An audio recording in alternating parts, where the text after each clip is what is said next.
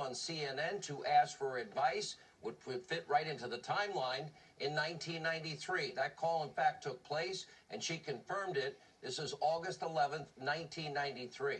Let's listen. San Luis Obispo, California. Hello. Yes, hello. I'm wondering what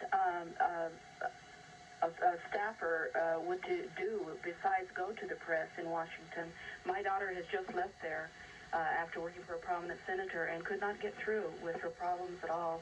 And the only thing she could have done was go to the press, and she chose not to do it out of respect for him. Or she had a story to tell, but out of respect for the person she worked for, she didn't tell it. That's true. Tara Reade confirmed, in fact, that was her mother, who did pass away in 2016. Now, tonight, the Biden campaign is denying these allegations, but Tara Reade is making a credible claim.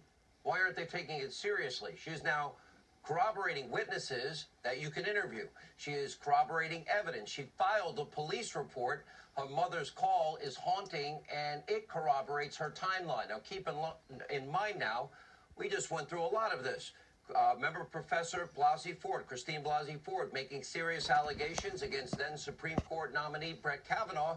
She did not have corroborating evidence. She did not have any corroborating witnesses. She never filed a police report. Still Democrats, the media mob, they demanded that we believe every word she said. They demanded that Kavanaugh step down without any due process or presumption of innocence. Some even demanding that we believe a insane and baseless allegation from another Kavanaugh accuser who claimed without any evidence whatsoever that Kavanaugh participated in what would be an organized gang rape scheme almost every other weekend. And then, of course, that story changed and changed dramatically. But now that we have a credible allegation backed up with corroborating evidence against Joe Biden, there are no I believers to be found. What a shock. And even worse, the mob and the media, what have we been saying? An extension of all things Democratic Party. They gave every one of Biden's mentioned potential VP picks that were on television a free pass yet again. Fake Jake News Tapper on Fake News CNN. Well, he didn't ask Stacey Abrams anything about the allegations. Over there on NBC News, MSDNC leader Chuck Todd, he failed to broach the subject with Abrams. On ABC, former Clinton hack George Stephanopoulos never brought it up with Senator Klobuchar.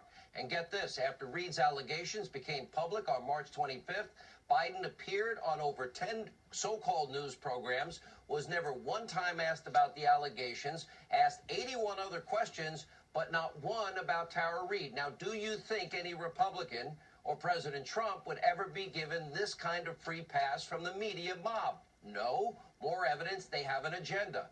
Brett Kavanaugh was bludgeoned. If this does not prove the rampant bias from the agenda-driven media, I don't know what will. Now, even Tara Reade is now expressing concerns over the media's slanted reporting and their bias of omission.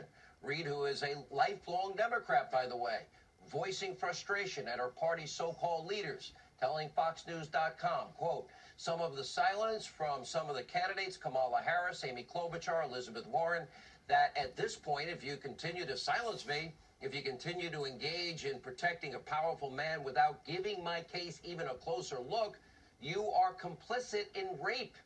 And since the media mob refuses to ask top Democrats about Reade's allegations, well, we will. Earlier today, we in fact reached out for comment from nearly a dozen potential Biden VP picks, including Stacey Abrams, Kamala Harris, Elizabeth Warren. So far, predictably, critics. The silence, deafening. Hypocrisy, breathtaking. Even Biden himself has remained in hiding. But remember, it was only a few months ago when the former VP told PBS, women should be believed. Take a look. Do you think this time it's different, that we are seeing with the Me Too movement something that is truly going to lead for change, to change for women? Look, at its root, this is all about the abuse of power. It's all about the abuse of power. Whether it's Harvey Weinstein or the guy who, the plumber who has a secretary he harasses. It's all about the abuse of power, number one. Number two, women should be believed. All right, the abuse of power. Democrats, the media mob, they have been using the Me Too movement only when it's convenient as a political weapon for years. Selective, feigned phony moral outrage. There is nothing, sadly, they won't do to win power back. This election is in your hands in 190 days. The same group of people that used Hillary Clinton's dirty Russian dossier filled with Russian disinformation to bolster their chances in 2016. Same group of people that spread the Russia hoax for 2+ years. They ignored quid pro quo Joe. You're not getting the billion. Fire the prosecutor who is investigating my zero experience on Hunter being paid millions. The same people now accusing the president, even yours truly, pretty much of murder, killing people who passed away from the coronavirus when nothing could be further from the truth. And in related news tonight, my renowned libel attorney, Charles Harder, has sent a letter to the New York Times demanding a retraction and apology. It's also a preservation letter over their fake news story that all but accused me of murder. Full details, Hannity.com, at Sean Hannity on Twitter. What they wrote was false. It is provably false.